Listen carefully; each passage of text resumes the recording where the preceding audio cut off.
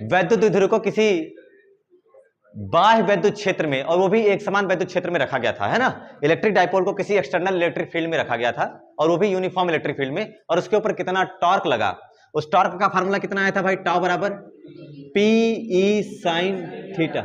इसका vector representation लिखा गया था ई क्रॉस पी।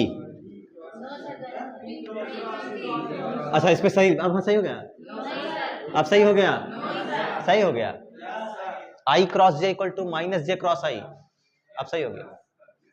फंस गए, चेंज कर देता हूं, P vector P cross vector E, this is I cross J, suppose that this is I cross J। जब आप J क्रॉस I करते हो, J क्रॉस तो माइनस करते हो, तो मैंने सही तो लिखा था माइनस लगा के। तो फार्मूला अगर तुमसे गलती से E क्रॉस P लिख जाए और जैसे मास्टर मारे तो हम कहते अरे सर जी माइनस छूट गया था। अब फिर मास्टर सोचेगा बच्चा बहुत तेज है वाकई में, तो बता देना।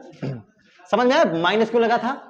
माइनस क्यों लगा था? क्योंकि आप गलत डायरेक्शन ले रहे थे। ई से पी पर जाओगे तो माइनस लगा दोगे, डायरेक्शन रिवर्स कर देगा जो भी आएगी। तो ये हो गया आपका। चलो न्यूटन मीटर, यूनिट कितना आएगा? Newton metre. उसके बाद अब आपका जो टॉपिक बच रहा है ना, हम लोग न्यूमेरिकल के ऊपर चलेंगे, लेकिन अभी दो टॉपिक बच रहे हैं, जल्दी से हम उसको कवर करते हैं। और वो पहला टॉपिक है आपका कूलाम का नियम, जो है कूलाम्स फोर्स, विद्युत बल की तुलना गुरुत्वाकर्षण बल से करी जाए। क्योंकि हमने क्लास 11 में, हमने आपको बताया था, क्लास 11 में एक फील्ड पढ़ते हो, ग्रेविटेशनल फील्ड, गुरुत्वीय क्षेत्र की तीव्रता।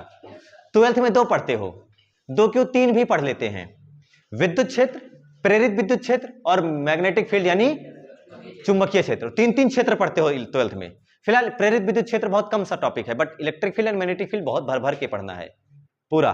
तो इस हिसाब से 11th में पढ़ा ग्रेविटेशनल फोर्स, और मैंने बताया था अगर ये पढ़े रहोगे अच्छे से तो 12th में कूलाम्स फोर्स वाला अच्छे से कर लेते हैं। तो ये थोड़ी सी जो सिमिलरिटी और डिससिमिलरिटी है उसके बारे में देख लेते हैं कि क्या क्या समानताएं और क्या क्या असमानताएं हैं। Gravitational force F G, G for gravitational, और F E, E for electrostatics या इलेक्ट्रिक। तो ये वैद्युत बल हो जाएगा और ये गुरुत्वीय बल। सबसे पहला समानताएं बात करते हैं, समानताएं, इक्विलिटीज, सिमिलरिटीज, क्या क्या, कोई मुझे समानताएं बता पाओ अगर तो बता दो। गुरुत्वीय बल और वैद्युत बल के बारे में कोई समानता मुझे बता पाओ तो बताओ। वेरी गुड, दोनों इनवर्स स्क्वायर लॉ को फॉलो करते हैं, यानी दोनों हो, चाहे वो एफ जी हो चाहे वो एफ ई हो, दोनों प्रोपोर्शनल 1/r स्क्वायर होते हैं। बहुत बढ़िया, शाबाश। अच्छा ये तो हो गया, बहुत बढ़िया। ये तो बहुत डीप चले गए, मतलब बहुत तुरंत डायरेक्ट फार्मूला बेसिस पे चले गए। और कोई सिमिलरिटी भाई? हाँ वेरी गुड, ये दोनों के दोनों पथ की आकृति पर निर्भर नहीं करते। ये क्योंकि कैसे फोर्स है, सेंट्रल केंद्रीय बल है, कंजर्वेटिव संरक्षी बल है, इसका वर्क डन पाथ पे डिपेंड और इसका भी वर्क डन पाथ पे डिपेंड नहीं करता, कंजर्वेटिव फोर्सेस है। तो इसके बारे में हम पहली सिमिलरिटी तो ये लिखे, दूसरे क्या लिख सकते हैं कि ये कैसा बल है, केंद्रीय सेंट्रल फोर्स है और संरक्षी बल है। अरे है कि नहीं है? और ये क्या, ये भी है, ये भी केंद्रीय है और संरक्षी है। तो इसी के बेसिस पर तीसरा क्या लिख सकते हो कि इसका वर्क डन, किया गया कार्य इस बल के द्वारा किया गया, क्या work done by gravitational force या फिर work done by electrostatic force doesn't depends on shape of path, किया गया कार्य पथ की आकृति पर। वेरी गुड, पथ की तो किस पे डिपेंड करता है? Only initial and final positions पे। किया गया कार्य पथ की आकृति पर निर्भर नहीं करता। अरे तो क्यों, तभी तो सेंट्रल है, तभी तो कंजर्वेटिव है, निर्भर नहीं करता। और कोई सिमिलरिटी? और कोई सिमिलरिटी जो कि आपको क्लास 1 हो गया, 2 हो गया, और सेम यहां भी, ठीक है, 3, 4 के बारे में बात करो। और कोई जो आपको 11th की फिजिक्स में बेसिक पढ़ाया जाता है, जब फिजिक्स के स्टार्टिंग के डेज रहते हैं शुरुआती में, तो उस समय आपको इंट्रोडक्शन ऑफ फिजिक्स किया जाता है 11th में, और बताया जाता है कि प्रकृति में 4 मूल बल हैं, 4 fundamental forces are there present in our physical world. सबसे पहला ग्रेविटेशनल ही पढ़ाया जाता है, फिर विद्युत, फिर प्रबल नाभिकीय, फिर दुर्बल नाभिकीय। याद आया? Strong nuclear and weak nuclear. तो क्या ये भी प्रकृति का मूल बल है कि नहीं है? और ये भी है। तो सबसे पहले एक और चीज, जैसे उसमें आवेश और द्रव्यमान में लिखे थे कि द्रव्यमान मूल राशि है लेकिन आवेश व्युत्पन्न राशि है। तो ये दोनों कैसे बल है भाई? दोनों, ये भी मूल बल है और ये भी मूल बल है। तो ये हो गई समानताएं जो कि बेसिक थी। हमें केवल असमानताएं ही नहीं पढ़नी है। आयुष बेटा, कान में उनके मत फूको कुछ, इधर फोकस रखो। दोनों प्रकृति के मूल बल, दोनों तुम्हारे में पढ़ाया भी जाएगा, दोनों सेंट्रल फंडामेंटल फोर्सेस हैं, ठीक है। दोनों के दोनों कैसे फोर्सेस हैं सर? फंडामेंटल मूल बल हैं। ये हो गई समानताएं। अब लेकर के चलते हैं असमानताएं। असमानताएं में आप बहुत कुछ गिना सकते हो जो जो आपको शायद पता हो। सबसे पहली असमानता, सबसे पहली असमानता कोई बताओ मुझे, सबसे पहली असमानता, सबसे पहली असमानता। अरे शाबाश, ये पढ़ा हुआ है, 11th वाला टॉपिक बता रहे हैं। ये कैसा बल है? गुरुत्वाकर्षण बल प्रकृति का सबसे कमजोर बल है, दुर्बल बल है, और ये सबसे स्ट्रांग तो नहीं है क्योंकि नाभिकीय बल से कमजोर होता है, तो इसको क्या कह सकते हो? न्यूक्लियर फोर्स से कमजोर है, लेकिन फिर भी क्या गुरुत्वाकर्षण बल से ज्यादा ताकतवर है कि नहीं है? तो इसे क्या कह सकते हो कि ये वीक फोर्स है, दुर्बल है, और ये कैसा है? स्ट्रांग है, प्रबल है। बहुत अच्छी बात है, ये आपका स्ट्रांग फोर्स हो गया, है ना, और ये आपका वीक फोर्स हो गया। और कोई और बताओ जो जानते हो। वेरी गुड, वो देखो फार्मूले से बता रहे हैं, वो तुम्हारी वाली बात भी अभी रखी जाएगी। फार्मूले से उन्होंने बताया कि ये आवेशों के कारण नहीं, केवल किसके कारण आता है? द्रव्यमानों के कारण। ये इसमें केवल द्रव्यमान जरूरी नहीं है, द्रव्यमान के साथ साथ आवेश भी हो, तो ये किसके कारण आता है? द्रव्यमान, ड्यू टू मास, द्रव्यमान के कारण। और ये किसके कारण आता है? आवेश के कारण। और आवेश हमेशा किसके साथ आता है? द्रव्यमान के कारण, आवेश के कारण। तो this is due to charge. चलो भाई, थर्ड प्रॉपर्टी डिसिमिलरिटी। और कौन कौन सी असमानता और बता सकते हैं? और जैसे उसने बताया कि सर ये जो है ये मीडियम पे डिपेंड नहीं करता, माध्यम पे डिपेंड नहीं करता, लेकिन ये करता है, करता है नहीं करता है? क्या होता है? एफ हवा, सॉरी एफ माध्यम बराबर क्या? एफ हवा बटे एफ के माध्यम का परावैद्युतांक, डाइलेक्ट्रिक कांस्टेंट, ER जिसे लिखते हो, है ना, ये माध्यम पे डिपेंड करता है। लेकिन अच्छा इसमें है ना, लिखते हो के बराबर 1/4 पाई एप्सिलॉन नॉट, तो ये है कूलाम का नियतांक। और आप पढ़ते हो F equal to FG gravitational force, G m1 m2 R, और ये यूनिवर्सल कांस्टेंट है, पूरे सार्वत्रिक गुरुत्वाकर्षण नियतांक है। ये किसी भी मीडियम पे डिपेंड नहीं करता। दो आवेश हैं, दो द्रव्यमान हैं, ये के यहां, ये के यहां, इसके बीच में कुछ भी ले आओ, G का मान कभी बदलने वाला नहीं है। इसलिए आप क्या कहते हैं कि ये जो बल है ये माध्यम पे डिपेंड नहीं करता, ये माध्यम पर निर्भर नहीं करता। और ये वाला, ये तो स्पेशली पढ़ा है आपने, है कि नहीं है? वैद्युत बल के कुछ गुणों में स्पेशली इस गुण को पढ़ा है आपने कि यह सबसे लास्ट प्रॉपर्टी यही थी, यह माध्यम पर निर्भर करता है। तो डिपेंड्स ऑन मीडियम, माध्यम पर निर्भर करता है। चलो,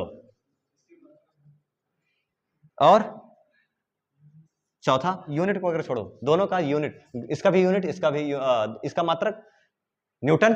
अरे दुनिया में कोई भी बल हो, सबका मात्रक न्यूटन, इसका मात्रक न्यूटन। लेकिन एक चीज, ये द्रव्यमान के कारण है, और ये आवेश दो होते हैं, प्लस और माइनस। समान आवेश, like charges repel each other, एक दूसरे को प्रतिकर्षित करते हैं, और अनलाइक चार्जेस आकर्षित करते हैं। इसमें सिर्फ आकर्षण। तो क्या लिखोगे आप इसमें अगली प्रॉपर्टी?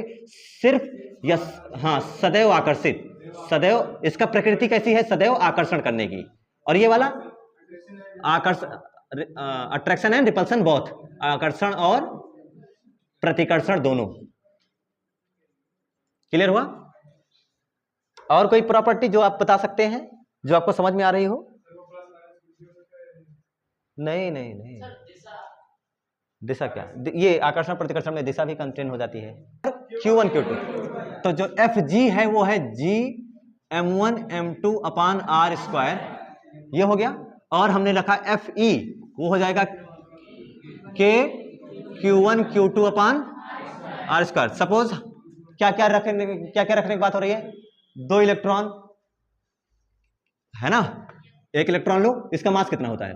9.1 गुणे 10⁻31 ग्राम या किलोग्राम? प्रोटॉन का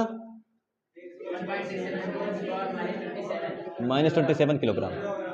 और बाकी चार्ज सबको पता है, दोनों पर सेम ही होता है, ठीक है। ये हो गया mass of electron, mass of proton. बताओ चार्ज ऑफ इलेक्ट्रॉन क्या इक्वल टू चार्ज बराबर क्या चार्ज ऑफ प्रोटॉन? बस इस पर माइनस और इस पर प्लस, 1.6 × -19 कूलम। ठीक है, तो चलो आओ देखते हैं। अगर सोचो मेरे पास एक इलेक्ट्रॉन यहां है और एक इलेक्ट्रॉन यहां है, तो इनके बीच कौन कौन सा बल लग रहा है? दोनों कौन कौन से? गुरुत्वाकर्षण, ग्रेविटेशनल फोर्स, ग्रेविटेशनल फोर्स किसके कारण लगता है? मास के कारण। तो इसका कुछ ना कुछ द्रव्यमान है नहीं है ना, दो दो ले लिया आपने, तो द्रव्य मास के कारण अट्रैक्शन फोर्स लग रहा है, लग रहा है नहीं लग रहा है? ये है आपका एफ ग्रेविटेशनल। और एक और फोर्स लग रहा है जो कि चार्ज के कारण लग रहा होगा, वो कौन सा होगा? विद्युत बल। और वो आकर्षण का है प्रतिकर्षण का? Attraction repulsion. भाई देख रहे हो दोनों समान है, लाइक चार्जेस है, तो क्या रिपल करेंगे? ये हो जाएगा एफ इलेक्ट्रोस्टैटिक्स, एफ ई। और यही एफ ई और एफ जी में कंपैरिजन करना होता है कि कौन कितना ज्यादा है, कौन कितना कम है। ठीक है, तो इसके लिए हम क्या करते हैं, बताओ एफ ई ज्यादा होगा कि एफ जी ज्यादा होगा? एफ ई ज्यादा होगा। तो एफ ई ज्यादा होगा क्यों? क्योंकि भाई वैद्युत बल है, प्रबल होता है, और एफ जी कम होता है। अब बताओ किस में गुणा कराया जाएगा, ई में कि जी में? क्योंकि जी कम है इसलिए आप जी में गुणा कराओगे, तो जी में गुणा करा देते हैं। ठीक है, कितने से गुणा करा देते हैं? लगभग 10⁻43। ठीक है, इतना टाइम्स। ठीक है, 10⁻43 गुना होता है विद्युत बल, गुरुत्वाकर्षण बल का। और चलते हैं, एक ये तो था, किसको किसको लिया आपने? किसको किसको लिया? अरे किसको किसको लिया? इलेक्ट्रॉन और इलेक्ट्रॉन को। अब आप ले सकते हो किसको किसको? इलेक्ट्रॉन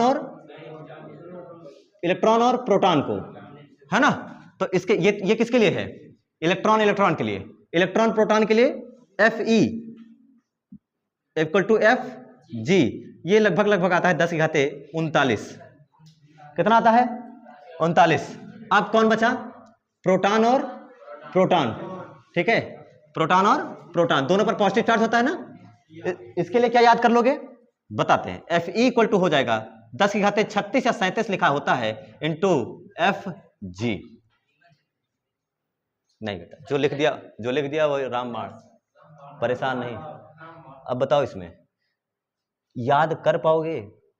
ना करो, ट्रिक से भूलो ना कभी, मैं उसको याद दिलाता हूं। देखो इसकी -31, इसकी -31 द्रव्यमान पावर, देखो वहां -31 सबसे ज्यादा पावर। इसका -31 और इसका -27 कम पावर है। 31-27 जोड़ोगे कम ही तो आएगा इसके तुलना में, और इसका 27 और 27, तो सबसे कम पावर दोनों की कम है, तो आंसर में यहां कम रखोगे। और पावर अगर 31-27 वाला है तो पावर क्या रखोगे? 39 कर देना है। और ज्यादातर पूछा क्यों यही जाता है, इलेक्ट्रॉन में, और पावर सबसे ज्यादा है तो 10⁻43। सॉल्व करके देखना चाहोगे तो सॉल्व कर सकते हो, वैल्यू सारी आपको पता है। टाइम वेस्ट नहीं करना है, मेरे पास समय का बहुत अभाव है। अगली हेडिंग पड़ेगी कूलाम के नियम का सदिश रूप, vector form of Coulomb's law. ये उतार लो, vector form of Coulomb's law, अगली हेडिंग है ये। ठीक है, तुलना के लिए वीडियो अलग से बना देंगे कभी अगर मौका मिलेगा तो, लेकिन बाकी आप लोग परेशान मत होइए, इसको रटिए बस। ये पूछा नहीं जाता, पूछा जाएगा तो आंसर तो तुम्हें याद ही होगा। सेम डिस्टेंस पे रखे होते हैं तब सॉल्व किया जाता है। ये इलेक्ट्रॉन के लिए है, ये प्रोटॉन और इलेक्ट्रॉन के लिए है, और ये 27-27 मत लिखना, आपकी समझ के लिए लिखा गया है। कूलाम के नियम का सदिश रूप कैसे लिखते हैं, देखो ध्यान से। सपोज दैट सदिश के लिए आपको दिशा चाहिए, पर अभी तक आपने केवल परिमाण कैलकुलेट करना सीखा है, लेकिन अगर सदिश है तो उसमें दिशा भी होनी चाहिए, यानी आई कैप, जे कैप, के कैप का कहीं ना कहीं यूज अब आने वाला है। तो हम क्या करते हैं, सबसे पहले हम अपनी एक्सिस बना लेते हैं, एक्स एक्सिस और ये आपकी वाई एक्सिस, और ये आपने कोई मान लिया ओरिजिन, जिसे आप कहते हो मूल बिंदु। हम ये मान लेते हैं कि ओरिजिन से r1 दूरी पर, समझ के चलना, ये आपके सामने आ जाए कभी तो आप बता भी सको और बना भी सको। हम ये मान सकते हैं कि ओरिजिन से r1 दूरी पर कोई चार्ज है प्लस क्यू रखा हुआ है। ठीक है, ओरिजिन से, सबको मूल बिंदु से लगे लेंगे, इस चीज का ध्यान रखें। और ओरिजिन से ही r2 दूरी पर, कितनी दूरी पर? r2 दूरी पर सदिश में कोई दूसरा चार्ज रखा है प्लस क्यू। ये हो गई इन दोनों आवेशों को मिलाने वाली रेखा, है ना। और इनके बीच की दूरी क्या मान लिया आपने? वेक्टर r मान लिया। वो r होगा कितना, कैसे लिखा जाता है भाई? ये r1, ये r2, और ये r कैसे लिखा जाता है? तो r लिखने का तरीका क्या है? r लिखने का तरीका इस समय जो सेकंड है, जैसे हम करते हैं इसको कि यहां से आप यहां से चल के यहां तक गए हो, इसलिए final minus initial r2 minus r1, ये लिखने का तरीका होता है ना। फाइनल माइनस इनिशियल, विस्थापन कैसे निकालते हो? x final minus x initial, है ना, इस तरीके से निकालने का तरीका हो। तो r2 माइनस r1 ये हो गया। अब इन दोनों के बीच जो जितना बल लगेगा हम उसको कैलकुलेट करते हैं। इस पे बताओ फोर्स कितना लगेगा? ये q1, ये q2, बताओ इस पे फोर्स कहां लगेगा? अगर दोनों समान है इस पर, तो इस फोर्स बाहर ही लगेगा, है ना, अलोंग r ही तो लगेगा, है ना, अलोंग r। और कितना लगेगा? फोर्स ऑन 2 ड्यू टू 1, है ना, ये लगेगा। इधर कितना लगेगा भाई? आर की दिशा में, आर के विपरीत दिशा में, आर के, आर उधर जा रहा है, आर उधर मेजर किया जा रहा है, तो इधर फोर्स लगेगा फोर्स ऑन 1 ड्यू टू 2। चलिए आइए मैग्नीट्यूड लिखते हैं, force on 2 due to 1, force on 2 due to 1, केवल मैग्नीट्यूड लिखो 1 अपान, अरे के तो लिखोगे ही, Q1 Q2 है ना, के Q1 Q2 upon R square, normally के Q1 Q2 अपॉन आर, लेकिन आर जानते हो क्या है, ये आर है और ये इसका आर स्क्वायर परिमाण है, तो आप आर वेक्टर का स्क्वायर, इसका मैग्नीट्यूड और उसका क्या लेते हैं, स्क्वायर, परिमाण हो गया। इस तरीके से हमने कर लिया, लेकिन ये केवल अभी परिमाण ही है, ये सदिश नहीं है, ये वेक्टर नहीं है। वेक्टर तब होगा जब इसमें साथ में कौन आएगा, डायरेक्शन। डायरेक्शन देने के लिए कौन से वेक्टर का उपयोग करते हैं, डायरेक्शन के लिए कौन से सदिश का उपयोग किया जाता है, एकांक सदिश, यूनिट वेक्टर का यूज करते हैं, आई कैप जे कैप के कैप वगैरह का, है कि नहीं है। तो इसमें आई कैप जे कैप के कैप तो ना लगा करके सीधे सीधे हम आर कैप लगा सकते हैं। कैसे, उसको देखो, F21 वेक्टर रिप्रेजेंटेशन के इक्वल टू लिखा जाता है Q1 Q2 upon R square, ऐसे रहने दो, इनटू लगा देते हैं आर कैप, ये हो गया रिप्रेजेंटेशन ऑफ कूलम्ब्स लॉ। हो गया, बड़ा आसान है, बस आर कैप जोड़ दो, हो गया। कितना आसान है, आर कैप जोड़ दिया। लेकिन अब पीएचडी शुरू होगी जब इसको ओपन करते हैं। तो आर कैप को कैसे लिख सकते हैं, सबको पता है, आई कैप बराबर होता है I vector upon mod of I vector, और मॉड ऑफ आई वेक्टर की वैल्यू कितनी होती है, अरे एकांक सदिश का मान कितना होता है, 1, तो कुछ नहीं होता है, ठीक है, तो वो ऐसा कर लेते हैं। तो इसमें अगर देखो इसको, तो आर कैप को ओपन करो, कैसे आएगा फार्मूला, F(1) इक्वल टू हो जाएगा के Q1 Q2 upon R square into R vector, R cap को क्या लिखोगे, R cap upon mod of vector R का, sorry mod of vector R, बस। तो यहां पर क्या हो जाएगा, R cap upon mod of vector R. Mod of vector R का मतलब क्या, मैग्नीट्यूड ही हो गया, और ये भी तो क्या है, मैग्नीट्यूड, तो दोनों मल्टीप्लाई नहीं हो जाएगा, दोनों मल्टीप्लाई हो जाएगा तो आपके पास फाइनल फार्मूला क्या आएगा, दोनों का मल्टीप्लाई करके क्या हो जाएगा, डायरेक्ट नहीं लिख सकते थे, आर क्यूब, ये हो गया, तो आर क्यूब हो जाता है फाइनल फार्मूला। अब एक आर ऊपर है, एक आर नीचे है, अब पहला फार्मूला ऐसा है जिसमें क्यूब आता है, लेकिन आर ऊपर भी तो है, आर से आर क्यूब काटेगा कि नहीं काटेगा, तो बैलेंस कर देगा यूनिट को, इसलिए ये फार्मूला 100% सही है, F21 इक्वल टू ये। अब जो याद रखना है वो ध्यान से देखो, Q1 और Q2 पर, इसमें क्या है इसके बारे में, अच्छा दूसरा चीज देखो, F12 force on 1 due to 2, बताओ सब लोग, फोर्स ऑन 1 ड्यू टू 2 कितना आएगा, के Q1 Q2 upon R cube into R cap, R vector. लेकिन क्या वाकई में आर वेक्टर की डायरेक्शन में लग रहा है, आर वेक्टर की डायरेक्शन में चल रहा है, नहीं, माइनस क्यों लगाया, सोच के बताओ, क्योंकि आर इधर लिया है और वो फोर्स उधर लग रहा है। लेकिन सोचो केवल माइनस छोड़ दो, क्या बाकी सब सेम है, नहीं सेम है, सेम है, तो यहां से लिख सकते हैं जो F21 होता है वो इक्वल टू होता है F12 के किसके साथ, माइनस के साथ। तो यहां से ये प्रूफ हुआ, एक्शन रिएक्शन पेयर वाला जो हमने जो रटते हुए आए हैं। और कुछ इसके बारे में जो बातें हम जान सकते थे वो क्या क्या है, सबसे पहला देखो ध्यान से, अगर Q1 Q2, एक सेकंड, इसमें इस फार्मूले में की सच्चाई जानो, केवल इसका यूज जानो, कैसे यूज करोगे। तो ये जो फार्मूला आपके सामने लिखा गया है इसका यूज कैसे करेंगे, इसमें रखा जाएगा Q1 व Q2, ये सदिश रूप है कि अदिश रूप है, सदिश वेक्टर, तो Q1 Q2 रखे जाएंगे साइन के साथ, यानी चिन्ह के साथ, किसके साथ, साइन के साथ। बहुत बड़ी चीज, अभी तक आप जहां जहां कूद के रखना चाह रहे थे माइनस के, मैंने बार बार रोका था कि अभी मत रखो, हम उसको रखवाएंगे स्पेशली जब कूलम्ब्स लॉ का वेक्टर फॉर्म पढ़ेंगे। तो यहां पर Q1 और Q2 कैसे रखे जाएंगे, साइन के साथ, चिन्ह के साथ। अगर एक वाला प्लस है और दोनों प्लस है, सोचो Q1 Q2 दोनों प्लस होगा या Q1 Q2 दोनों माइनस होगा, तो क्या F21 जैसा बनाया है वैसा ही आएगा कि अलग हो जाएगा, plus into plus, plus R की ही दिशा में, minus into minus, plus R की ही दिशा में। बात समझ आ रही नहीं, तो Q1 Q2 कैसे रखे जाएंगे, साइन के साथ। लेकिन ध्यान से देखो, जैसे ही आपने Q1 प्लस किया और Q2 माइनस किया, Q1 इंटू Q2 माइनस हो जाएगा, प्लस हो जाएगा, एक प्लस और एक माइनस, तो फोर्स क्या आ जाएगा, माइनस मतलब आर की दिशा में या आर की विपरीत दिशा में, अपोजिट साइड ऑफ आर। क्या बात समझ आई ना। तो यहां से पहला बात पता चली कि Q1 Q2 कैसे रखे जाएंगे, चिन्ह के साथ। तो अगर Q1 गुणे Q2 दोनों पॉजिटिव होंगे तो रिजल्ट क्या आएगा, पॉजिटिव, दोनों निगेटिव होंगे तो रिजल्ट क्या आएगा, तो लिखा जाता है अगर ग्रेटर देन 0 है दोनों, अरे ग्रेटर देन 0, पॉजिटिव का मतलब ग्रेटर देन 0 से ज्यादा, अगर दोनों अगर पॉजिटिव या दोनों नेगेटिव है तो वैल्यू क्या होगी, ग्रेटर देन 0। और जो फोर्स की डायरेक्शन होगी वो होगी किसकी डायरेक्शन में, जो आप फोर्स निकाल रहे हो, क्या वो फोर्स की डायरेक्शन जो होगी वो आर की डायरेक्शन, फोर्स की दिशा क्या होगी, होगी आर की दिशा में, जैसे आर होगा आर की दिशा में, आर लिख लो आर की दिशा में। एक चीज और, दूसरा क्या कह सकते हो, अगर Q1 Q1 पॉजिटिव और Q2 निगेटिव लेस देन 0 है, भाई एक है -2 कूलाम और एक है 3 कूलाम, जोड़ो कितना आएगा, 3 दूना 6, -6 आया। 0 से ज्यादा है 0 से कम, कम है। अगर 0 से कम होगा तो फोर्स उधर नहीं लगेगा जिधर आपने आर लिया है, क्या आर के पीछे लगेगा, क्योंकि अब फोर्स क्या अट्रैक्शन का होगा, अट्रैक्शन का होगा, यानी ये वाला केस आपका रिपल्सन का है। कैसा है, रिपल्सन मतलब प्रतिकर्षण का, और ये वाला केस आपका क्या हो जाएगा, अट्रैक्शन का होगा। अब इसमें क्या लगेगा, आर की दिशा में, आर के विपरीत दिशा में, आर के विपरीत, opposite side of R. Clear हुआ। लेकिन अभी रुको, अभी आर के बारे में पीएचडी, ये तो हो गया Q1 Q2 के बारे में।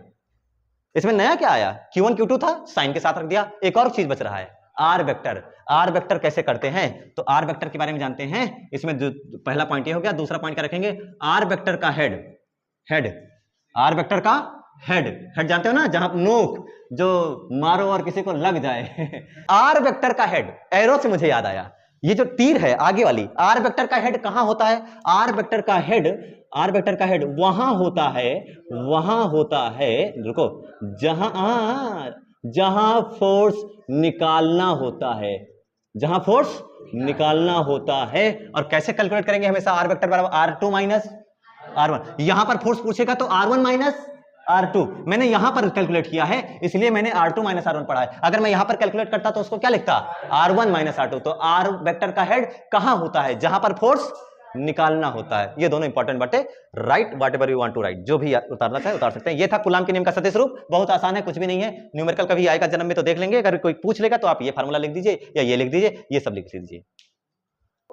किताबों में कूलाम के नियम को डराने के लिए आप लोग, ताकि देखो डरो कि ये नहीं याद करेंगे, यही नहीं याद करेंगे, बाकी सब देखो कैसे लिखते हैं।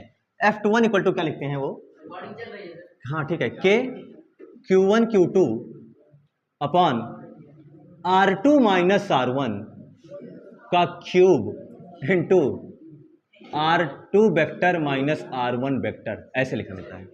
अब देख रहे हैं,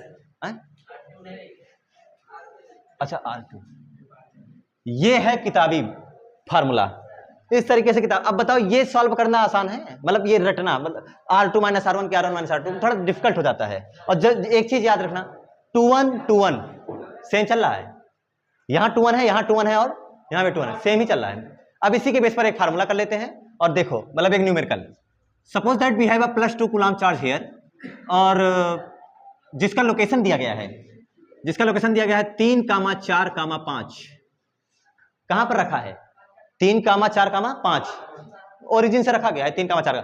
एक दूसरा है आपके पास +3 कूलाम, जिसके कोऑर्डिनेट्स आपको दिए गए हैं 1, 1 सेकेंड, 4, 4, 6, 9 क्यों 10 कर लो, ये सब सेंटीमीटर पे रखे हैं, ठीक है। आपको बताना है इस 2 कूलाम के द्वारा 3 कूलाम पर कितना बल लगेगा। Force 3 coulomb due to, force on 3 coulomb due to 2 coulomb, 2 coulomb पर कितना बल लगेगा 3 कूलाम के कारण। गलत लिखा क्या, 3 कूलाम पर कितना बल लगेगा 2 कूलाम के कारण। लोकेशन से सबकी दी गई है, ऐसा बीच में मत जोड़ना, इसके कोऑर्डिनेट्स दिए गए। देखो अब ये अगर मान लो फार्मूला ऐसे आ जाए तो दोनों चार्ज की वैल्यू तो पता है, लेकिन बीच की डिस्टेंस नहीं पता, लेकिन ओरिजिन से, मूल बिंदु से सबके निर्देशांक हमें गिवन है, 3, 4, 5, 4, 6, 10, कितना आया, कैसा है ये बल है ना, कूलाम के नियम का कैसा रूप है, सदिश। न केवल परिमाण आएगा बल्कि डायरेक्शन भी आएगी, न केवल परिमाण आएगा बल्कि डायरेक्शन भी आएगी। ऐसे थोड़ी हो गया कि डायरेक्ट लगा दिया। आओ चेक करके देखते हैं कैसे करेंगे। फार्मूला याद है,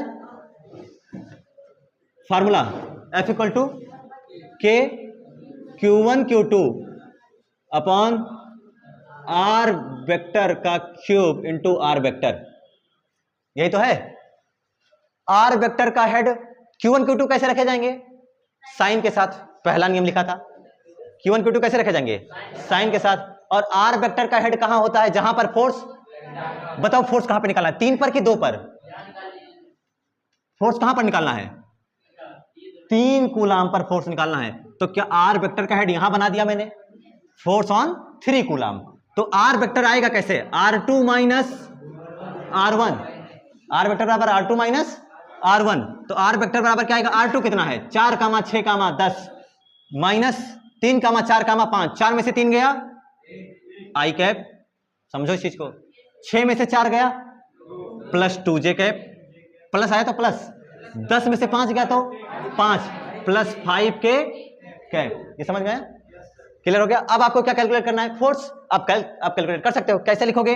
F बराबर के ऐसे 9 गुणे 10 की घाते गुणे Q1, 2 गुणे Q2, प्लस क्यों नहीं रखा? क्योंकि दोनों प्लस था, into R vector I cap plus 2j cap plus 5k cap upon magnitude. अब मैग्नीट्यूड आपको क्लास बेसिक में पढ़ाया गया था, बेसिक क्लास में।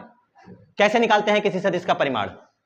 Under root a square plus b square plus c square, 1 square plus 2 square plus 5 square. लेकिन इसका अकेले ऐसे थोड़ी है, इसकी पावर कितनी है? क्यूब है। इसकी पावर कितनी है? क्यूब है। तो सॉल्व करने पर क्या आएगा बेटा? 9 दूनी 18 तिया 54, 54 गुणे 10 की घाते 9 into I cap plus 2j cap plus 5k cap और पूरे का बटा 5 बचे 25, 4 चुका, सॉरी 2 दूना 4, 25 4 29 और 29 1 30, अंडर रूट 30 की पावर 3/, ओनली 3, या फिर आप इसे ले सकते हैं 30 की पावर 3/2 न्यूटन। उतार। सवाल ऐसा था, सवाल लगाने का नहीं था, डायरेक्शन का खेल था कि डायरेक्शन कैसे रखते हैं। और पहले सिखा दिया आर वेक्टर का हेड वहां होता है जहां फोर्स निकालना होता है। निकालना 3 पर था तो 3 में से मैंने 3 कूलाम वाले कोऑर्डिनेट से 2 कूलाम वाले कोऑर्डिनेट्स को घटाया है। इस चीज को ध्यान देना है न्यूमेरिकल में, ठीक है? ऐसे ही लगाओगे, ये रहेगा, डायरेक्शन साथ में चिपकी रहेगी, ठीक है? यहां से ये फिर लिखो 3 कूलाम पर 2 कूलाम के द्वारा लगने वाला बल।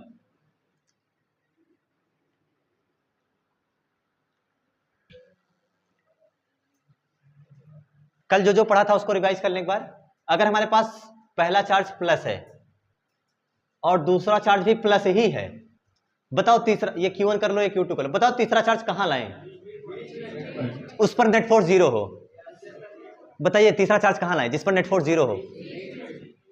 बीच में यहां रखे, मान लो मैंने यहां माइनस Q लेकर आई, बताओ इस पर ये वाला फोर्स किधर लगाएगा?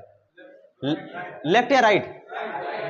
कोई राइट बोल रहा है, लेफ्ट। अरे बेटा प्लस है और ये माइनस है, हाँ तो ये हो जाएगा लेफ्ट। ये वाला किधर लगाएगा? ये भी लेफ्ट। तो यहां नेट फोर्स 0। अच्छा सर पॉजिटिव ले लीजिए, फिर हो जाएगा, ले लो पॉजिटिव। बताओ ये वाला किधर लगाएगा? राइट। ये वाला राइट, यानी देयर इज नो चांस कि यहां इलेक्ट्रिक फील्ड या इलेक्ट्रिक फोर्स 0 हो। तुरंत इसको बीच में रख लो, तुरंत इसको बीच में रख लो। प्लस Q जो था, ये वाला 2 किधर लगाएगा? अरे लेफ्ट या राइट आप लोग बोल सकते हो, लेफ्ट। ये Q2 किधर फोर्स लगाएगा? लेफ्ट की तरफ। ये वाला Q1 राइट। क्या यहां फोर्स 0 हो सकता है? यहां फोर्स 0 हो सकता है, ये केस है एक। अच्छा दोनों माइनस माइनस कर लें तो, चलो रहने दो, दोनों माइनस माइनस कर लें। ये माइनस Q, ये माइनस Q, Q1 Q2, चलो रखो यहां पर प्लस Q। बताओ ये वाला किधर लगाएगा? किधर? लेफ्ट साइड में। ये वाला राइट। तो यहां भी 0 हो सकता है बीच में। और बाहर अगर लेकर रखो, बाहर प्लस Q रखो तो ये भी इधर खींचेगा और ये भी, यानी यहां से क्या समझ में आया? अगर समान आवेश है, लाइक चार्जेस है, समान आवेश हैं, समान आवेश हैं, तो वैद्युत क्षेत्र या वैद्युत बल, तो वैद्युत क्षेत्र या वैद्युत बल, अरे electric field lines are also known as electric force of lines. वैद्युत क्षेत्र कहां शून्य होगा? दोनों आवेशों को मिलाने वाली रेखा के बीच में कहीं शून्य होगा, बाहर शून्य नहीं होता। समान आवेश है तो वैद्युत क्षेत्र दोनों आवेशों को मिलाने वाली रेखा के बीच में शून्य होता है, बीच में शून्य होता है। ये ठीक बीच में जरूरी हो ऐसा नहीं है, ठीक बीच में तब होगा जब दोनों समान समान परिमाण के होंगे, है ना। ये मत सोचना बीच में बस सेंटर पे ले जाके रख दो, कहीं बीच में कहीं लिख दूं क्या, बीच में कहीं शून्य नहीं, छोड़ो ऐसे ऐसे चलो समझ लेना आप लोग, ठीक है। बीच में शून्य होता है। एक और आवेश रख लो, एक प्लस क्यू रख लो और दूसरा, क्योंकि ये समान आवेश थे, दोनों प्लस प्लस है, दोनों क्या है माइनस माइनस। अब दोनों अगर एक प्लस कर लो और एक माइनस कर लो, अब बताओ अगर मैं आवेश यहां रखूं प्लस क्यू, तो इस पर ये Q1 ये Q2, बोलो इस प्लस क्यू पर 1 किधर फोर्स लगाएगा, 1 राइट साइड, 2 भी राइट लगाएगा। यानी अगर असमान आवेश है तो बीच में जीरो नहीं हुआ।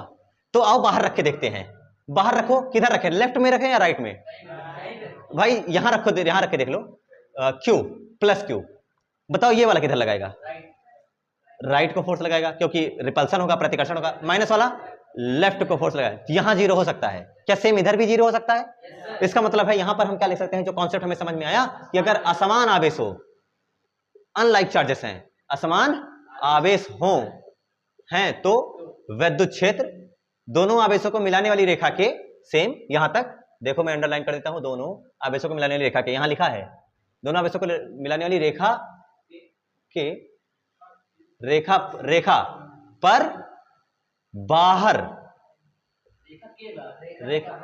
रेखा के बाहर, रेखा तो बहुत है, रेखा पर, ठीक है, दोनों आवेशों के बाहर, दोनों आवेशों के बाहर, चाहे इधर रहो चाहे उधर रहो, दोनों आवेशों के बाहर शून्य होता है, कहीं शून्य होता है, बहरे हमेशा नहीं, बाहर कहीं शून्य होता है, हर जगह नहीं कि यहां चले सर यहां जीरो हो गया, वहां जीरो हो गया, शून्य होता है। यही फाइंड आउट करना है हम लोगों को, कहां पर जीरो होता है, और यही है सारा न्यूमेरिकल। उतारना चाहो उतार सकते हो। संतुलन की अवस्था, एक और संतुलन की अवस्था आती है कि तीसरा, पहले ये करो फिर बताते हैं, ठीक है, मिटा रहे, ये आपके न्यूमेरिकल का कॉन्सेप्ट है, न्यूमेरिकल सारा इसी से लगेगा। आपको फोर्स पूछेंगे, आपको इलेक्ट्रिक फील्ड पूछेंगे, ये दोनों चीजें पूछेंगे, और यही कॉन्सेप्ट वैद्युत विभव में आएगा। जब वैद्युत विभव में आपको पढ़ा जाएगा, एक इधर प्लस क्यों होगा उधर माइनस क्यों होगा, तो पूछेंगे बताओ कहां विभव शून्य है, ऐसा सवाल फिर से आएगा। तो ये सब आपके न्यूमेरिकल पोर्शन को स्ट्रॉन्ग करेंगे, इसलिए ये कॉन्सेप्ट यहीं से सीख के जाओ अच्छे से। वैद्युत विभव में ये दोनों कॉन्सेप्ट नहीं आएगा, केवल यही आएगा बस, कहां पर जीरो होता है। मिटा रहे हैं,